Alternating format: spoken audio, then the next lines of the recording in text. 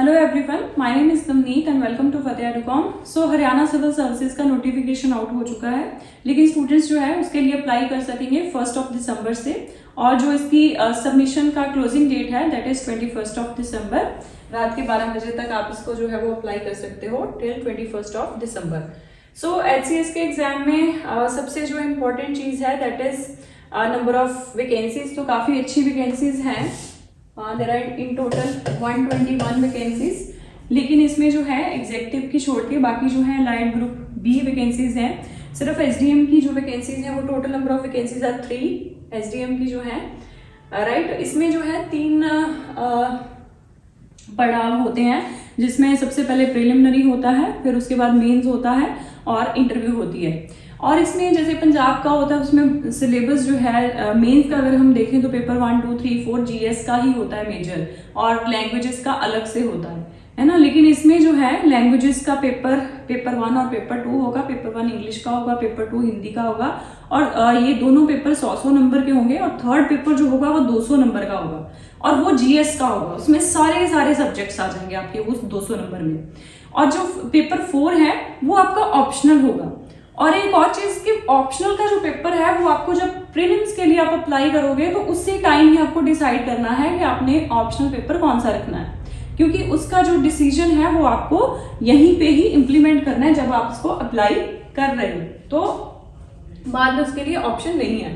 तो इसका जो अप्लाई करोगे आप, तो उसके लिए ये वेबसाइट जो है hpsc.gov.in, इस पे जाके आप अप्लाई कर सकते हो। जो बाकी पेपरों के लिए प्रोसीजर रहता है, फोटोग्राफ अपलोड, सिग्नेचर अपलोड, सारी जो आपकी डिटेल्स है वो सारी कुछ फिल करके आपने जो है इसको अप्लाई कर देना है।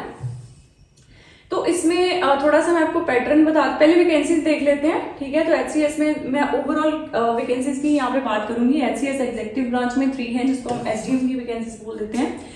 डीएसपी 6 है, तो इसके लिए एज लिमिट कम है, आई थिंक 27 और 28 है।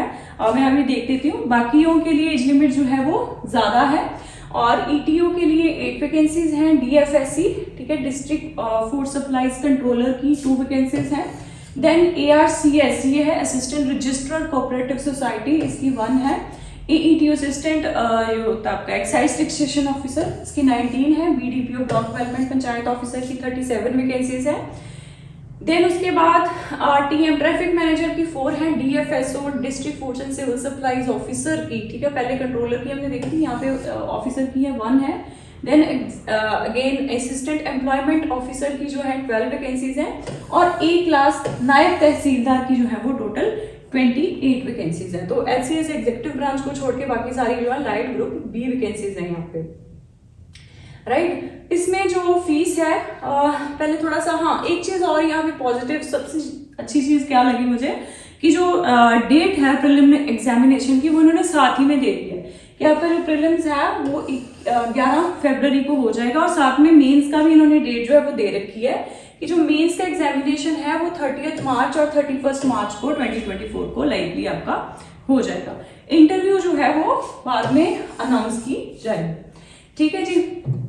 और इसके जो सेंटर बनेंगे वो भी तकरीबन हरियाणा में ही बनेंगे, राइट। और इसका जो टोटल प्रीलिम्स का पैटर्न क्या है, जैसे पंजाब में होता है 400 नंबर का पेपर होता है ना, लेकिन यहाँ पे कुछ नहीं है। और पंजाब में नेगेटिव मार्किंग भी नहीं होती है, लेकिन अब जो पीसीएस आएगा 2024 में तो उसमें होगी, ठीक है। तो इसमें जो हरियाणा का भी हम बात करें तो हरियाणा की बात कर लेते हैं। तो इसमें टोटल जो है 200 नंबर का पेपर होगा GS1 और CSET का।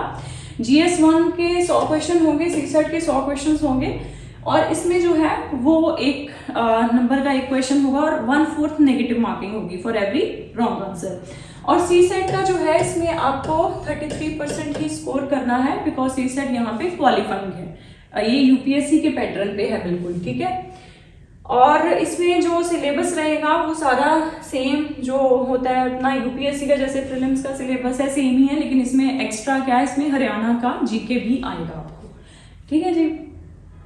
और जितने भी based on the preliminary examination results 12 times the number of advertised post, means के अगर 121 पोस्ट है तो उसको 12 से मल्टीप्लाई कर लीजिए, तो इतने बच्चे जो हैं वो मेंस में बैठेंगे, राइट। सब्जेक्ट टू कि इन्होंने कट ऑफ दी होती है 40 to 45% की, वो मीट की होनी चाहिए, राइट। वैसे तो काफ़ी हाई जाती है, कट ऑफ अराउंड 68-70 प्लस ही जाती है मोस्ट ऑफ द टाइम्स। तो मेंस रिटन एग्जामिनेशन में जो है ये इंग्लिश, हिंदी और जीएस, जैसे मैंने आपको बताया स्टार्टिंग में 200 नंबर की हो जाती है, इसी में ही सारी जीएस आ जाती है। और एक ऑप्शनल सब्जेक्ट होता है जो आपको जो है वो डिसाइड करना होता है जब आप प्रीलिम्स के लिए ही अप्लाई करते हो उसी वक्त ही, ठीक है। और इसमें ये टोटल आपका 600 नंबर का मेंस का हो गया, उसके बाद 75 नंबर की आपकी इंटरव्यू होती है। एंड मेंस के लिए ये सब्जेक्ट्स जो हैं ये दिए गए हैं: agriculture, animal husbandry, veterinary science, anthropology, botany, chemistry, civil engineering, commerce and accountancy, economics, electrical engineering, English literature, geology, geography, Hindi literature, Indian history, law, mathematics, management, mechanical engineering, medical science, physics, philosophy, political science and IR, then psychology, public administration, Punjabi literature, statistics, sociology, Sanskrit literature and zoology. एक चीज मैं आपको और clear कर दूं कि जो category के स्टूडेंट्स हैं वो कैटेगरी का एडवांटेज जो है वो सिर्फ हरियाणा कैंडिडेट्स को मिलेगा, वो किसी और स्टेट के कैंडिडेट्स को नहीं मिलेगा।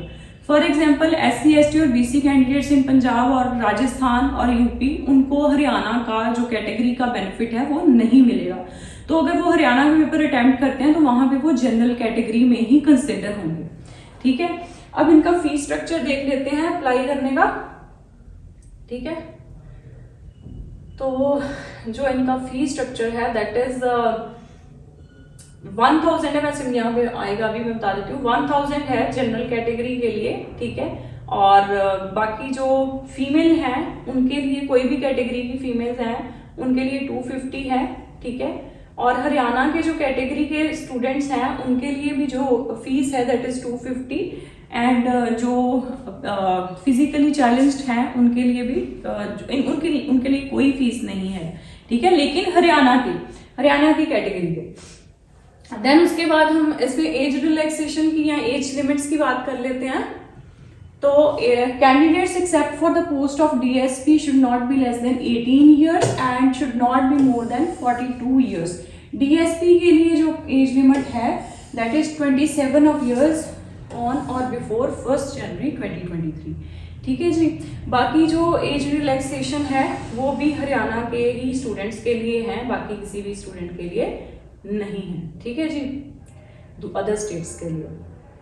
तो ये मेरा मकसद जो है HCS का नोटिफिकेशन डालने का वो ये है कि आप लोग जो UPSC की तैयारी कर रहे हैं, अदर स्टेट सिविल सर्विसेज की तैयारी कर रहे हो, तो एटलीस्ट इसका एग्जाम आप अटेम्प्ट जरूर करिए, ठीक है, सो दैट आप अपने आप को अपनी जो प्रिपरेशन है उसको एनालाइज कर सकते हैं। एंड साथ ही में कंसिस्टेंटली आप अपनी जो स्टडीज हैं उनको भी पढ़ आप मतलब उसके साथ जो है टच में रहोगे। एटलीस्ट उसको जो है वो आपको, जैसे होता है ना कि एग्जाम आते हैं तो ही हम पढ़ते हैं, तो एटलीस्ट आपको ये तो होगा कि मैंने एग्जाम देना तो मुझे पढ़ना ही है, ठीक है। तो ये आपको जो है वो पढ़ते रहने के लिए भी एक मोटिवेशन देगा।